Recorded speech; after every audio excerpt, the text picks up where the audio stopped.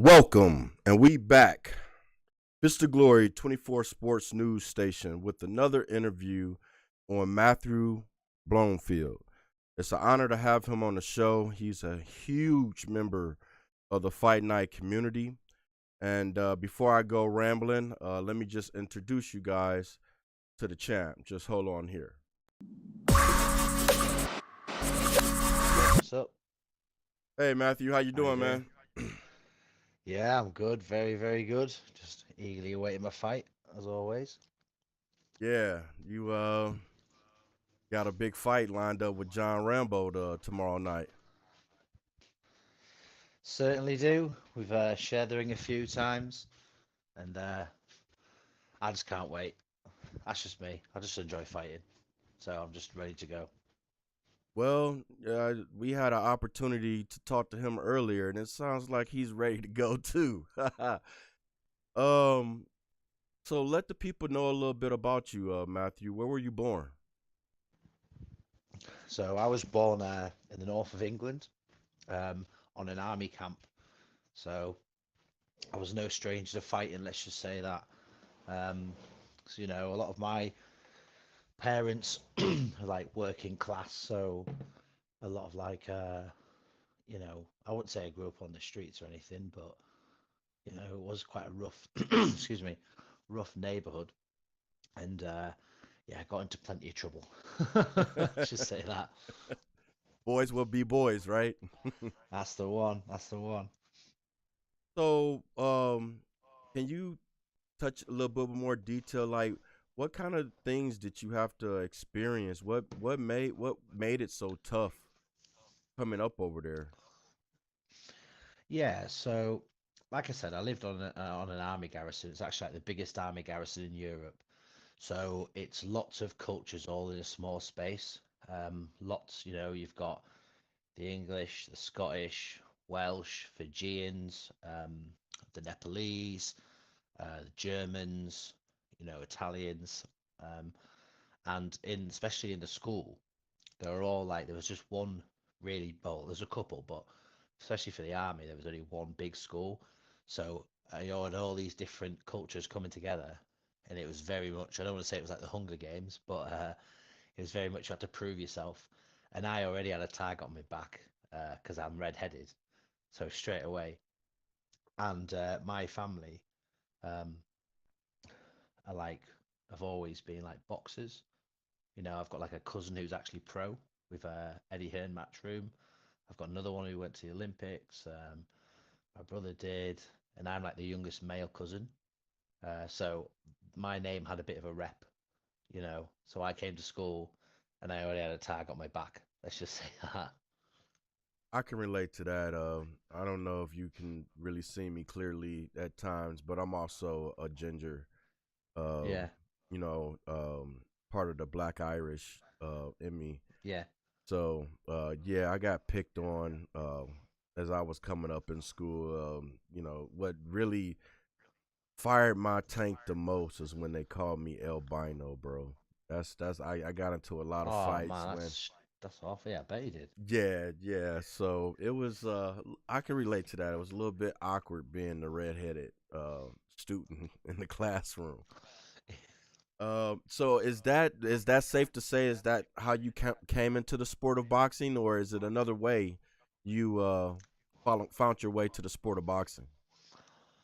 Yeah, I mean that was definitely part of it. I learned pretty quick that I had to fight. Um, well, I'm quite tall. I'm like 6'5". Um, so I'm a big guy as well. So everyone wanted to take a shot at the big guy.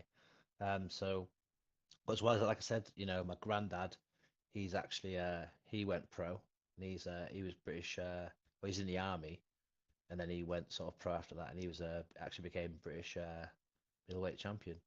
Um, and then I've got some like a lot of the males, um, especially my mother's side of the family, all were boxers.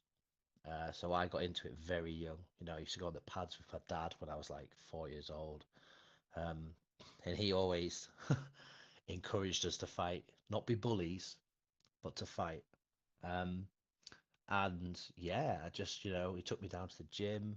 I was working, so his best friend was a trainer there, got me into it, and my brother, he went into it, but he sort of, and a lot of my cousins, but my brother didn't last very long. I don't think he liked it, whereas me, I loved it straight away.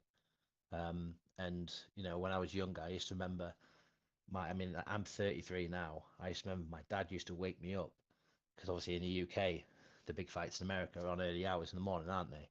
So he would wake me up and be like, "Oh right, come on," without my mum knowing, the Mike Tyson fight's on. So I used to come downstairs, at like 3, 4 a.m. in the morning. What that was sort of like the first, and watching Mike Tyson really got me into it, as well as Nigel Benn. Um, watching those fights because it was sort of like late 80s, early 90s. When boxing was absolutely booming, and all those fights, Roy Jones Jr., James Toney, you know, Oh it yeah, for was sure. But those fights were the ones I grew up on, those classics. yeah, yeah, I can relate. I grew up in the same era. I think I'm a little before you. I'm 44, but that Hmm. that doesn't Yeah. matter. That's I still witness some of those great fighters. Really, that's when I became a Floyd Mayweather fan because Hmm. at the end of Mike Tyson, because Mike Tyson was the man back then. Let's just face it. Uh, Oh, yeah. I uh, think people. Oh, sorry, I didn't mean to cut you off. no, no, go ahead. I'm listening. I mean, it's one of those things. I have a mixed opinion on Mike Tyson. I believe, and the second point proves my first point, that although he was great, Mike Tyson is very overrated. However, and even with Floyd Mayweather now and like Canelo and Tyson Fury, there's never been an aura of invincibility like there was with Mike Tyson. It was like phenomenal. Like it was like he was the baddest man on the planet. And I've never really got that sense of anyone else. Like people who were come, a bit later than us, think, oh, Mike Tyson's a legend. But it was honestly like, especially that time just before he lost to Buster Douglas, and then when he was in prison, and I think it Razor Ruddock that was sort of like the lineal champ when he was in prison. And everyone's like, oh my God, Holyfield, Razor Ruddock, Bo, Mike Tyson's going to destroy him all. There's just like an aura that like he was invincible, and I've never seen that since. It was just, and it was just brilliant watching him fight. Yeah, I can agree with you on that. It hasn't been or repeated since that. And to be fair, you may not put him on the top shelf as an elite heavyweight, but Mike came to the ring and he had no fear. You didn't see Oh, 100%. no fear. So with that being said, he already had the battle won because his opponents were they wasn't really. It was no. You cannot name any Mike Tyson opponent that was looking to fight him. Really fight him. Everybody was scared out of their mind to go against that man. 100%. I think obviously I know Buster Douglas beat him before that, but I think the first person who really went for him was Evander Holyfield, who truly wasn't scared of him. Um, That's okay. I think Okay, yeah, I think as well. I think he was scared of him, but I'm sure it was 2 fights for his title fight. Didn't he fight Pinklin? I'm a bit of a boxing historian. Didn't he fight Pinklin Thomas? I'm pretty sure yes, he did fight Pinklin Pinkley. Thomas gave him a really good fight, and I don't think he was afraid of him. I know Tyson still beat him. Wasn't he the first guy to take him to decision? I'm pretty sure he was. Yeah, yeah. Mm-hmm. Yeah, that was he and Mike Tyson. Yeah, he was a bully, wasn't he? He So it was was. his biggest strength, but his biggest downfall. Because if he met someone who wasn't intimidated, he was just mentally lost it. Yeah, but outside of the ring with his life and everything, kind of didn't leave him Oh, it as was it that was a fighter tragedy. anymore. Yeah, it, Yeah, it was. So, with that being said, Matthew, how did the sport of boxing change your life? it gave me a lot of discipline and respect. Probably more respect because I've put on a few stones since I stopped boxing. A few pounds, we'll say, for the Americans. Um, yeah, and it's just focus really. Um, it helps me in life because especially when you're in a situation. I mean, not so much now because I've got kids and things like that. I don't go looking for trouble, but you know, it really helps you because if you're in a situation on the street or whatever and you show any fear, then you've already lost. Very much like the Mike Tyson or we were just talking about there. So it helped me in that where, I've had knives pulled out of me, stuff like that, and I just didn't show fear. Internally, I was absolutely, crapping myself. But externally, I didn't show fear, so it really helped me there. And just like feeling good about yourself. You feel like, you achieve something, especially when you teach the next generation. Like I volunteer at like a boxing gym locally to me. So I teach the kids there, I teach my own boy. And I think it's strengthened my relationship with him, strengthened my relationship with a lot of my family and things like that. So I just think it's a really good sport that people look at thinking, oh, it's just fighting. It's not. It teaches you respect, discipline, hard work, achievement. So yeah, that's how it's changed my life for the better. Awesome. That's good to hear. The sport of boxing definitely bring a well roundness of discipline for sure. Um, with that being said, out of all the generations of the sport of boxing you have witnessed in your whole entire life, who is your favorite boxer? See, he definitely wasn't the best by a long shot, but my favourite, probably because I went to a lot of his live fights, was probably Ricky Hatton. He Hey, was like Ricky was the he was like a man. he was like the people's champion. I think people, and this is not trying to cause a divide, but especially in America, they really underrate him of what he actually achieved. Like Kostya was number two pound for pound. Only Mayweather was above him, and he beat him. Not well. I don't think he stopped him. I think his corner pulled him out in the 12th round. Um, he did he was he undisputed at light welterweight or super lightweight? No, he just unified it, didn't he? There's Unify, yeah. And yeah, yeah. And then he moved up, and then he used it. And then he moved up. He fought Castillo. He fought Carlos Mauser. He fought Jean Urango, Colazo. He had a good run. He just fought. I mean, I don't count his comeback fight when he came back like 5 years later. But the only people he really lost to in his prime were probably arguably the two best fighters of his generation, Mayweather and Pacquiao. So, Yeah, um, yeah, and not to discredit Ricky Hatton, I love Ricky Hatton. I'm a big Ricky Hatton fan as well. But when he got on the ring with Mayweather and Pac-Man, he wasn't ready for that diverseness. Throughout those fights, I believe it's safe to say that he was a bit flat-footed than his opponents, and that's where they beat him at. And not to talk about the speed as well. I don't think during that time Ricky Hatton had was able to match neither one of their speed, Pac-Man or Floyd. Their speed was impeccable back then. But again, like you said, he had a good run. He was well known over in the UK. He was known over in America too, but Floyd over here, he ruined a lot of people's minds, and I use that word in a good way. But he changed the game once he bought himself away from Bob Arum. Floyd totally changed the movement and the way sport of boxing. Before he became Money May, I mean oh, definitely. he was a beast. He changed it for good and bad. He changed it for good in the sense that fighters are getting paid more now, and I truly believe they 100% deserve it than ever. But he ruined it because I feel like he started making excuses for other fighters to duck other fighters, or they don't want to lose the O, or this whole talk of being on the other side of the street, the Spence Crawford beef, and like saying, this person has to do this first, so he made the sport better, but in my eyes, he made it worse. And just really quickly, I don't want to go over, but about the Ricky Hatton. Now, Pacquiao, I believe that he just wasn't ready for Pacquiao. Pacquiao was in his prime. I think that's the best Pacquiao. I think before that, he fought, was it De La Hoya De before La that Hoya, fight? yeah, De La Yeah. Hoya. Um, he looked phenomenal there. Then he fought Hatton, and then I think he fought Joshua Clottey and then Cotto. No, it was Cotto, then Clottey. I I, haven't thought about it for I years. remember I'm the pretty sure. Cotto fight, but I don't remember the other I am fight. pretty. Yeah, I'm pretty sure he fought Joshua Clottey. In Okay. that run, he was just phenomenal.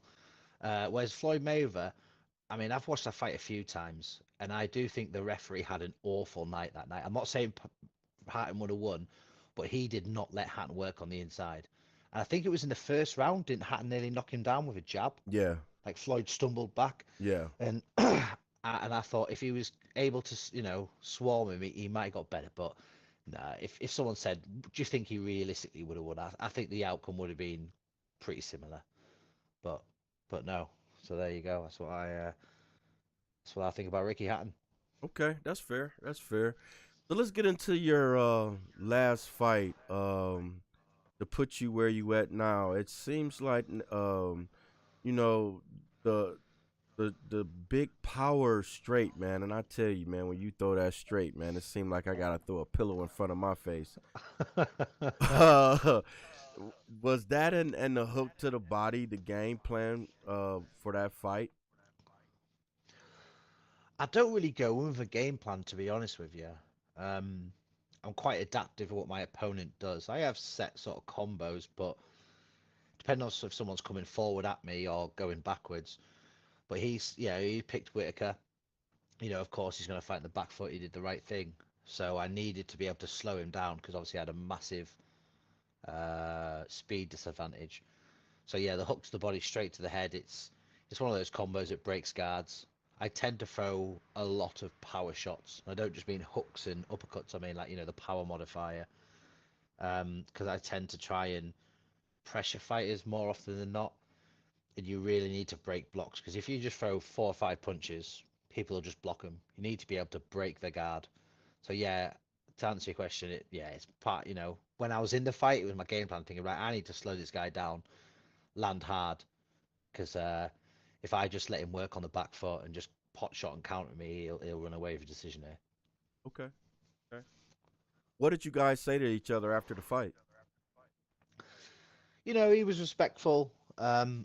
She said, good fight. Like always, I'm not really one much for trash talk, really. Uh, don't get me wrong, if someone brings it to me, I'll give it back. But no, it was just said, well done.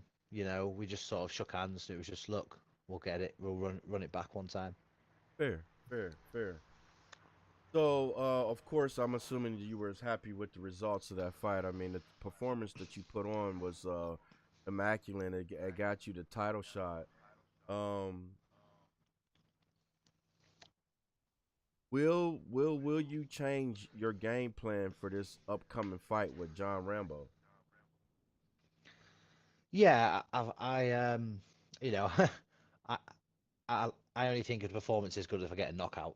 I'm like, I take his position from like Emmanuel Stewart's probably one of my favorite heroes in boxing. I always go for the knockout. Um, so if I don't get the knockout, I'm always slightly disappointed. But yeah, John Rambo's another beast altogether. I've fought him a few times. He's very good on the front foot, and he's recently adopted a more back foot style. Throws a lot of counter uppercuts, and sort of like back step straights and things. But I'll just go in there and see what he does. If he comes forward, I'll meet fire with fire. If he goes backwards, I'll walk him down. It's just, I'm versatile. I can beat him whichever way I need to beat him. Long story short.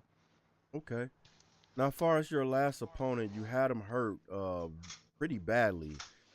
About the third or fourth round, did you know you had him hurt that bad? No, he hit it pretty well actually. Um, I didn't realize he was that hurt. Another thing I was careful about is because I throw a lot of power shots, I have to be very cognizant of how many I miss. And I realized that if I really went for him, I might gas myself out, like sort of Anthony Joshua did in the ninth round against Usyk recently. So yeah, I didn't really realize he was that hurt. I knew I was winning the round, and I knew that I was getting the better of the exchanges, but I didn't realize how close he was to going down. Gotcha. If you get past John Rambo, who would you like to fight next? Anyone, I am, I will fight anyone, and I'm not saying that like in a big-headed way. I'd rather fight the best. I'll tell you who I'd like to fight because I've never fought him properly in this league, Dylan. Really? Yeah, I've fought him like just to fight him, but I've never fought him like in this league. I fought quite a lot of people on the way up. I fought um, AD the champ, Anthony Neves or Neves twice. Obviously, he was my loss, and I was quite annoyed because yes, it's a loss, but I didn't see it as a legit loss because I was winning the fight by a good 5 rounds, and I got a one punch knockout. I fought Sweet North Lady, Sweet Science. Hmm. So yeah, I definitely, and obviously West Side boxing.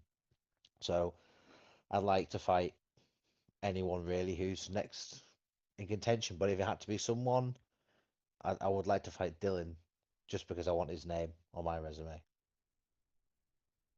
There you go, gamer bro. You have been put on notice. How are you feeling right now, Matthew? Good, ready to go. I could fight right now. I'm always ready. That's why I don't make excuses if I lose, because I always give people credit. If I'm not ready to fight, I'll just say I'm not ready to fight. But 9 times out of 10, all it takes is a bit of trash talk, and I'm like, right, get on now and let's go. Uh, but yeah, I'm always ready. I'm always ready. Okay. Would you say that you were 100% coming into last fight, and will you be 100% coming into this fight? Yeah, no excuses. Win or lose. I'm always ready. I don't Okay. like people to try and take any credit away from me when I win, so I don't like to take credit away from other people when they beat me. So yeah, I'm ready. Okay. Out of all the opponents you have faced so far, you have beaten a majority. But with that being said, is it any of them that you would like a rematch with? Yeah, so there's two in particular. Um, Anthony Neves, because I'd like the trilogy. Um, you know, he got the one punch knockout, the first one. Second one, I sort of beat him quite soundly. So, you know, I think trilogies make boxing, don't they? Boxing's all about trilogies, boxing history. And I quite like to fight Sweet again because he's really good. Uh, Quite a hard puzzle to figure out. So I think it's quite a fun fight with him. So I'd really like to do it again. Okay. Okay, that's fair to say. Both of those guys, they're very crafty, I would say. They're very elusive at Mm. times.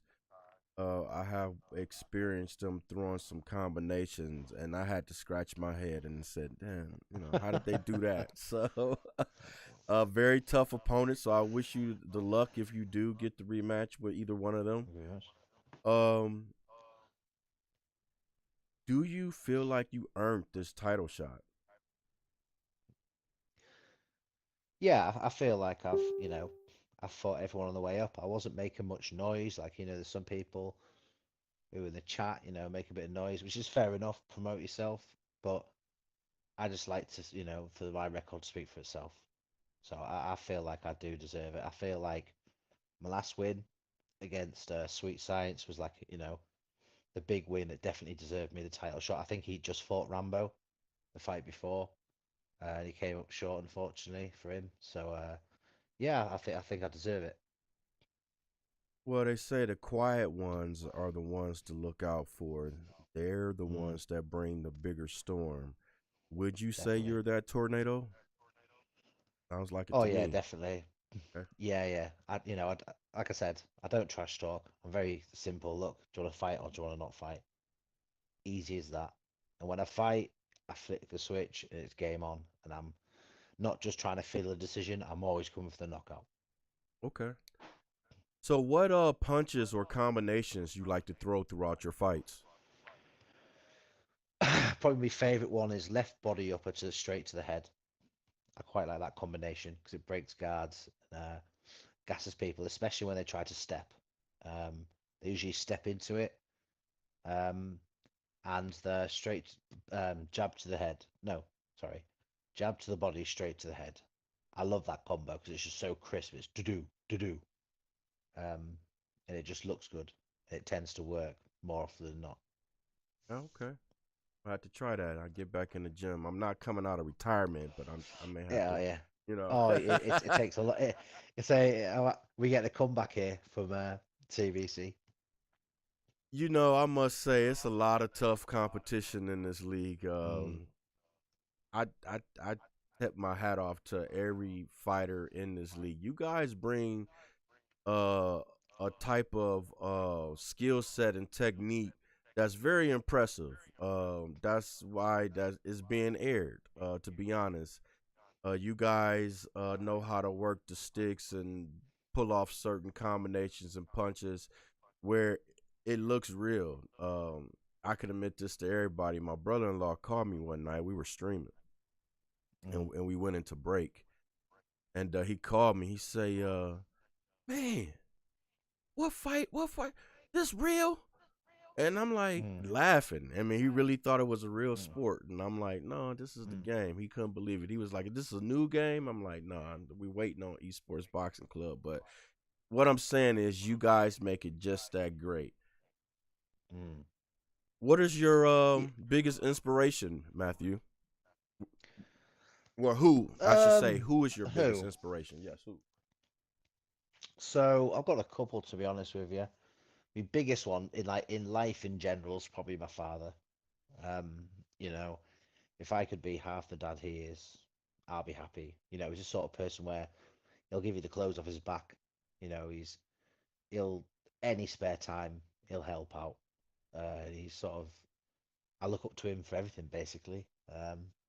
But boxing wise, and well, part life wise, is Tyson Fury because the stuff he went through and to come back from where he was, you know, I've dealt with depression myself. Um, so I know exactly where he was, and it's a hard place to come back from, and to go to have it all, to lose it all, then to have it all again is just one of the greatest comebacks in sport in history, surely. Oh, yeah. You know. Don't mean you have to stay on skid row. Just because you hit rock bottom, don't mean you can't stand back up and be great again. Yeah, exactly. That's it. Here's a strange one as well because it's like a fictional character, but I love the story of like Rocky, Mm-hmm. like especially in I think it's the last one where he's fighting well it's who's his face, isn't it? The light heavyweight. Oh, what's his name? Antonio Tarver. Mm-hmm. Um, his speech in that is like brilliant. Where he's talking to his son, he's like, "It's not how hard you can get hit. It's not how hard you hit. It's how hard you can get hit and keep moving forward." For it, right. You know, that is just I listen if I ever feel down or feel like I need some inspiration, I'll just listen to that speech. It just gets me going. Yeah, one of the greatest speeches that was ever said. To be honest, I can agree with you on that. Okay, so if you don't mind me asking, is it Mhm. any teams or camps you're working with to prepare yourself for this upcoming fight tomorrow night? Yeah, I've been sparring some of my fight night friends. I don't think there's many people in the group really. I'm able to spar anyone, but there's like another league that I play in that I spar a lot with them. There's people like I don't know if you know Feetology. He's one of like the Mm-hmm. greats in the game. I spar with him a lot, so I'm always ready basically. If I'm sparring with people like that, then I'm ready for anyone. I You mean, know, you know. actually, I would like the opportunity, but of course, I need to get back in the lab. But Mm, speaking of feet, well, first of all, just give a shout out to True Sims Boxing Club. mm, Um, that's who we're talking about right now, members of that camp. But a while back, he probably don't remember this, and this I was just new to the community, and mm. we came across each other randomly, and we fought. He beat me, but the fight was so close. And I believe, ever since that day, I believe I have the tools and the skill set to beat feet. But we Mm. never came. We never ran across each other again. But I have seen him throughout the community, and I don't know. I may privately send him a private message and say, "Let's do it." Uh, Mr. He's D. always down. Oh yeah, for sure. And I fought Mr. DC over there too. He's another legend. Oh yeah. Well, that's where I came from originally. Okay. Over there, I've not been on Xbox that long, to be honest with you. I was always like a PS3 original. True Sim was like a great group at the time. It had at least like 50 active members. We had big fight cards, and there was like rival camps in there. It was really good. Yeah, DC, and he was like the top admin. I did some admin work over there, but I ran some other groups. I was just sort of there really to just help them out a bit. But oh yeah, True Sim. It's the most realistic. It's like sim fighting style, and it's all the fights were fun. DC Journeyman, yeah, he's a top guy, very clever. And Feet, what I'll say about Feet is he, for me, is one of the best fighters in the game because he can sim, he can spam, he can do it all. But what he'll do is he will fight, and this is what when you're saying about fighting you again. If he sees, and most people won't do this, if he sees like what someone's skill level is, he will fight within that skill level to make it an exciting and fun fight. He cares more about people having fun fighting him. So, he could go in there and just be like, do 2 round blowout, but he won't. He will think, right, well, this person's this level. I'll hold off on some of the moves I can do, and I got to respect that because, if you come on and you get on and someone just wipes out in 2 rounds, you might go, oh, I don't want to play anymore. Whereas you have Yeah, a fun, close fight, even if you lose, you're like, oh, well, let's go, let's carry on playing. and we know how the game is broken, so you may think that opponent is Mm. suspect, and they're really not. Yeah, definitely. So, what it does it mean for you to be a fighter? Uh, like, if we're going to break it down, I just enjoy boxing. So I love playing the game. I love having fun. I love being part of the community. So what you might not know is when I was on PS3, I ran quite a lot of leagues, Okay. like Fight Night Commission. There was like the Reddit League. There was FNC Doghouse, not the one that's on Xbox now, the original Doghouse.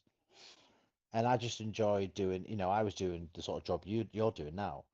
We held press conferences. I did fight cards. We did live streams. We did post-fight interviews and write-ups, and I did all the rankings myself. Um, and I just enjoyed it. I love giving back to the community. I think it can be one of the most toxic communities, but at the same time, there's a togetherness in the community, and I really like that. So I just liked, and I like people having fun fights. So it's all just about fun, really, you Yeah, know. yeah, I can agree So, with you. Like, I love a good night of fun and a good night of fights. When you could blend those two together, it's an awesome night. mm, for sure. So, do you see any gaps or holes in your opponent's game plan that you plan to expose tomorrow night? Oh yeah, everyone has weaknesses. Um, he's It depends how he fights. Because if he comes on the front foot, he can be very open to counters. Um, he comes straight in, and I appreciate that style because I love brawling myself. But yeah, he can be a bit too full on. He can be a bit too, and this even translates to his back foot game. I should be saying all this. I'm like breaking it down for him, but hey, I'm always honest. So he's a bit one track minded. He can't see an overall game plan of an opponent. That's where I think one of my strengths is that skill wise, I'm not particularly one of the best, but I'm very good at reading people and making them fight how I want them to fight and having phases in a fight. So a lot of people just go in there and just do the thing, you know. Whereas I'll think, right, rounds three, one, two, three, four. I don't mind if I'm losing, as long as I maintain this level of stamina and I know I've dropped their stamina. And then, right, from round five, six, seven, I'll go to the head. To finish off the fight, I'll just go all out attack. He's very one track minded, depending on if he goes front foot or back foot. Back foot, he'll step a lot, gas himself, um, look for the step uppercut. Um, and if he's on the front foot, he leaves himself open to counters himself. So yeah, I've just basically told him his weaknesses, but I don't think he's gonna be able to put enough time in the gym to sort of patch those holes. Okay. All right. What separates you from all the other fighters in your division? What makes you Matthew Blomfield? What makes you so great? I just feel like I can do it all. I think you've seen, well, you haven't really seen my back foot yet, but I can, and competence. Some people say, well, I can do it all, but they haven't really invested the time to grind to learn it. I've had easily on PS3 and Xbox combined over 10,000 fights. and I've taken my licks. So I would fight on the back foot predominantly, and then I'd come against someone who's better on the back foot. Most people just go, "Oh, that person's better. I need to improve my back foot." I always thought I need to learn how to fight on the front foot. So I used to take lots of losses, just learning of timings, combos that work at the front foot, spacing, using different fighters, and then it made me more of a complete fighter. So if game plan isn't working, or I'm not able to be in a position that I want to be in a fight, I can switch it up. 90% of the community can't. They fight one way, and if it's not working, then they'll just continue fighting that way. So that's skill wise. There's lots of people who are better in the game than me, a hell of a lot. But I'm able to be versatile and to make them fight the fight I want them to fight. So that's where I think my strength is. We call you Mr. Universal for commercial. Putting on the That's the one. show, huh? Jack of all trades, master of none. If you can have one big, huge dream fight with anyone in the whole fight night community, who will it be? Mm, that is an interesting one.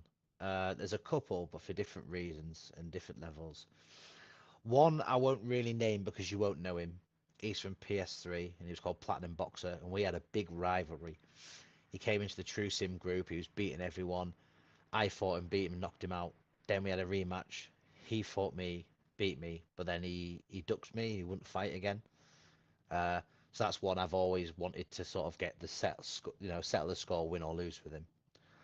The second one, I won't call that big a fight, but King Maynard, quite like to fight him again because on PS3 we used to fight a lot and I used to batter him all the time. And then he moved to Xbox before me. Then I moved to Xbox and he sort of fought me when I didn't really know the controller very well. And I don't know if you've played PlayStation, but the controls are flipped on PlayStation, Oh, so okay. it's I didn't very know that. hard to get. Yeah, and it's a lot slower paced Xbox. Like Xbox middleweights feel like PlayStation heavyweights. Oh, It's a lot wow. slower paced. Yeah, it takes a lot of getting used to. It's not as easy as just like picking up the controller and going again. It's quite hard to get used to controls. And he beat me. Fair enough. So I haven't fought him recently, and I don't mind him. I'd quite like to fight him again. Now I've sort of got used to the controls a bit. But there's not really anyone that I particularly think is like a huge fight. I just take every fight as it comes. If it's a Gotcha. huge fight, it's a huge fight. I let the people decide if it's a big fight. I don't really have much of an ego. If it's a big fight, if it's a small fight, whatever. But I just like to have an entertaining style. Gotcha. So, how would you like your career to be remembered? What would you like people to say about you when it's all said and done? Just that he fought everyone, and he was fun to play against. Because what I could do is I could go in there, fight my back foot, fight really sweaty, I'll say, and just win. But I get bored, and I feel like the people who are fighting me will get bored. And I like the people who have a fight with me thinking, "Oh, what win or lose? Oh, that was a great fight." I like to fight, especially in head to head, like the person's meant to be used. So you see a lot of people pick Mike Tyson and then they run the back foot. I don't like that. I think if I pick Tyson, I'm going to pressure. If I pick Lennox Lewis, I'm going to stand and box. So I like people to think that he's a guy that could sort of do it all and he would fight everyone. Gotcha. That's fair to say. So, Matthew, if you had to give any positive knowledge or inspiration to a child or a young adult, how would you tell them, if they are battling just with something in life or they're looking to get in the sport of boxing, what inspiration or good knowledge you can provide to them? In terms of just life, just be you and just learn that opinions, mean nothing really. There's only one type of respect that matters in this world, and it's self-respect. And the problem is that you don't realize that until you're very old. Um, and as well that, don't worry. Don't worry about the things you can't change. Worrying is about as effective as trying to solve an algebra equation by chewing bubblegum. It doesn't work. So don't waste the energy. If you have positive energy, you'll attract positivity. But getting into boxing, just hard work and dedication. You know, you really have to want it. If you don't want it, it is very, people don't understand how hard it is to make it in boxing. I was a good amateur, fairly good, right? I won 32 of my fights. I lost 11. Um, and I got knocked out. I'm not going to say, I was knocking everyone out. No, I lost by knockout a couple of times. Um, and, you know, I was seen as pretty good. And even I got told, look, you're not good enough to go pro. So you really got to want it. But if you want to stay healthy, stay active, you want to learn discipline, definitely do it. Same as any exercise, you'll always, it releases the serotonin, the feel endorphins. Just work hard. No matter what you do, work hard. Absolutely, absolutely. Well, that concludes our interview. Matthew, I want to thank you for again for participating and coming out to the show. It was a real honor to have you on tonight. And I wish you the best of luck in your fight tomorrow with John Rambo. I really don't expect anything less. I know both of you guys are going to put on a true war, immaculate performance. So good luck to the both of you guys, and may the best man win. Yeah, definitely. It's been an honor and a privilege. Thank you very much for you know, everything you do for the league, you and Dylan. It's I've been there myself, so I realize that it's a lot of effort and, you know, just keep it up because even though sometimes you might feel like, why am I doing this? Everyone appreciates it. And for Rambo, just get ready for some pain. Just get ready for some pain because, like always, I'll walk you down and I'll knock you out. Not always with him, just with it. You know, I'm going for the knockout basically. Um, but whatever he brings, front foot, back foot, I've got an answer for it. It'll be a good fight. Nothing but respect. Okay. Look forward to it. Can't wait till tomorrow night, 7 o'clock Eastern Standard Time. Tune in. Tantala's Boxing Club. John Rambo versus Matthew Bromfield. Until then, we say goodbye. Bye.